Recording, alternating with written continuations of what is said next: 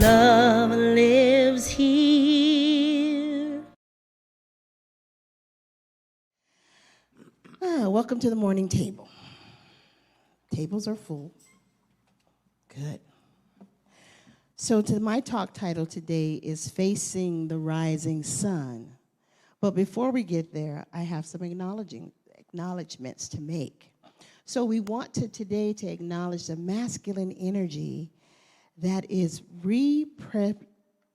represented in spirit, right? We want to say Happy Father's Day to the fathers. And anyone who has, been in the capacity of a father, a father figure. Don't have to be biological, just a father figure. And Scott Avery says, fatherhood is a symbol of goodness and integrity of life. And Father's Day is an opportunity to share these divine attributes with others, to consciously live with the sense of spirit at the very center of our being. So happy Father's Day. So today, thank you. Happy Father's Day. So, today is, I was thinking about when I was writing this talking and going over what I wanted to talk about today when, the talk title is Facing the Rising Sun. And I was thinking about what is historic for us. So the historical things that happen in our country, the United States. So, the United States is fraught with ideals of demonstration of separation, segregation, and discrimination. And racial discrimination and racial violence have plagued our country since the 15th century, 1526. So as I was writing these, I was thinking about the milestones, and the first thing I thought about is on June 1st, 1843, female anti-slavery activist and women's rights advocate Isabel Baumfree. Anybody ever heard of her? Isabel Baumfree. Well, she changed her name in 1851 to Sojourner Truth. And she's most famous for her phrase, "Ain't I a woman?" So I wanted to bring that up. And then we had June 12th. Anybody know what June 12th was? Loving Day. And Loving Day marked the day when the U.S. Supreme Court unanimously ruled in favor of Mildred and Richard Loving, making states' law against interracial marriages unconstitutional. And they did a documentary on that, and you can find it on YouTube. And then in June, it's Pride Month. So the federal government first recognized Pride Month in 1988 when President Clinton declared June to be Gay and Lesbian Pride Month. In 2009, President Barack Obama declared June LGBT Month, Pride Month. And on June 1st, 2021, President Joe Biden declared June LGBTQ Pride Month. So I'm just saying all that to say that these things, are present in our history. And so it brings me to think about emancipation and how this was emancipation, everything that has happened in the past. And so what is emancipation? Well, emancipation is, the definition is to be free from resistance, influences, or alike, to free a person from bondage or slavery, and to terminate parental control over. It means being free from the resistance, influence, and bondage and control, that discord of every nature in our lives. So, have you ever considered what it means for you to be emancipated or emancipation? Because what we're talking about today that's going to happen on the 19th, which is Wednesday, is Juneteenth, right? Which is Emancipation Day. So that marks when Juneteenth is a historical event, also known as Emancipation Day, when Abraham Lincoln's general order actually it was July 1st in 1863 when it was signed, but the people in Galveston, Texas did not know for 2 years. So in 1865, on June 19th, 1865, marked the day that those enslaved people were told that they were free. So we celebrate Juneteenth. But when you think of emancipation, a lot of us think of what? The Emancipation Proclamation. That's what we think of. But I want you to take a deeper dive and look at in areas in your life where you can free yourself, where you can be emancipated. Freedom is our divine quality. It's a divine quality of God for us to be free and emancipated, for us to be independent from any discord in our lives. And so that's what we know when we talk about the science of mind teaching, is the science of mind teaching gives us freedom, gives us that emancipation. And sometimes emancipation is internal. Sometimes it is internal. But our philosophy invites us to live free. To live free. What Daryl was talking about in his invocation is to inspire. There's infinite possibilities in our lives. So when we emancipate our minds and our thoughts, we can become free. It reminded me of two people in history. Viktor Frankl. Viktor Frankl has a quote that says, "Everything can be taken away from man, but one thing, the last of the human freedom to choose one's attitude in any given set of circumstances, to choose one's own way." And we know what the condition he was living in at the time. And then the other one is Nelson Mandela.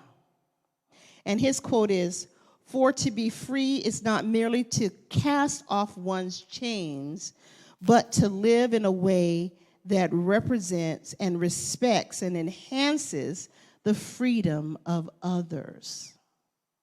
Two great men. So our spiritual teaching and practices support us in this realization there is an inner bondage that we have placed on ourselves or allowed others to place on us. So like when we talk about things that have happened in our past, and we're still, Reverend Jeffrey talked about, we're still holding on to those things. He talked about a lady that he saw, and she's still upset with him for years of something that happened years ago. She was in bondage. She was in bondage. So there are things in our past and things that have come up for us, and maybe in our childhood, things that people may have told us or said about us, and we just stuck it on like a badge. And sometimes we don't even know that it's there. Sometimes we've taken it on, like Reverend Jeffrey posted a picture on Facebook, and it was a guy throwing a rock in the river. And then he had a duffel bag. There probably was more rocks in the duffel bag that he needs to throw, cast off, and throw in the river. So we need to do that. And the way we do that is through our spiritual practices. The way we do that is knowing that nothing can bind us because nothing in us has ever been harmed. There is a spirit and soul that is connected with the one power and presence within us that has never been harmed. And that is you, and that is me. So we unbound ourselves with freedom as we do our spiritual work and release our inner restraints. So what must that look like?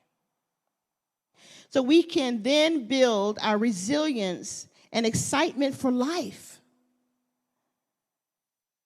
Think about that, the excitement for life. Think about when you wake up in the morning, you're just excited to be alive, and all the possibilities of the things that you can do today. And you know what? We woke up this morning. So we can start right here, right now. We can eradicate any hidden or limiting beliefs that prevent us from achieving our heart's desire. And we do that when we fully recognize and realize that we are whole, perfect, and complete in God, in spirit, whatever you choose to call it. And then we can accept this truth for and about ourselves and become unbound. And then when we become unbound, we become unstoppable. So Harriet Tubman, you know about Harriet, she was brave, she was courageous. And what did she do? She knew that there was a power within her that inspired her, that she was so connected to, and so are we. So are we. So it takes courage, tenacity, inner listening, and innate knowing, because what we know about science of mind is when we talk about emancipation, we know that Ernest Holmes, when he wrote the original text and when he wrote the what we believe statement, it says we believe. Ernest Holmes used emancipation instead of freedom. So I'm going to read it for you now. We believe the ultimate goal of life is to be complete emancipation, freedom from control, out of the seizing hands, from all discord, from every nature, and that this goal is sure to be attained by all.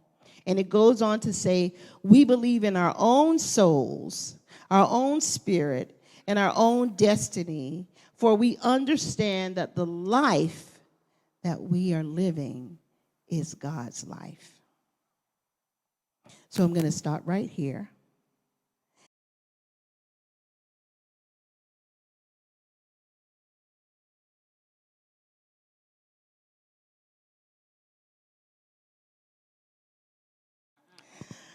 So everybody, just take a deep breath again. And so, the title, Facing the Rising Sun, and everybody, with your recap or breakdown of what you said, is tools that we can do to when we wake up in the morning and face the rising sun.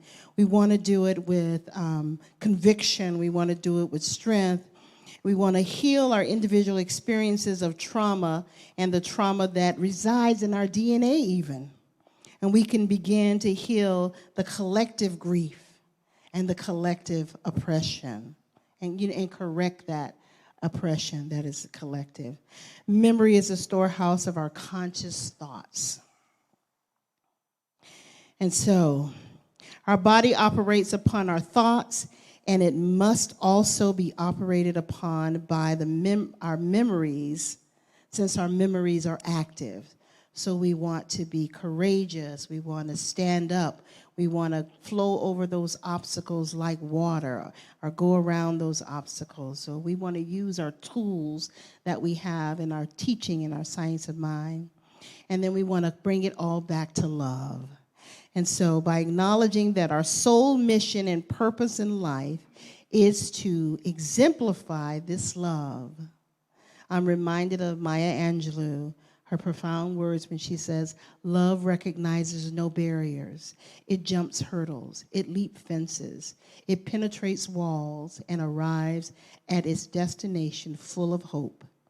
And in this understanding, we are connected with all as we journey together towards the realization of this love. And that's how we move forward and face the rising sun. So our homework is Emancipation Proclamation. This is your homework. Make a list of the areas in your life where you are experiencing any sense of discord. Choose one instance to work with. Write your own Emancipation Proclamation, declaring yourself free of this particular discord. Including your proclamation a provision on how you will maintain this freedom. And then you are to read your proclamation aloud in the morning and again before you go to bed. So I have an example. I'm going to use Emily Jones, and I don't know who she is. I, Emily Jones, the power vested in me by my divine nature, do hereby declare that I am forever free of the judgment I have held against my sister. I acknowledge her divinity, and I forgive myself for having forgotten it in the past.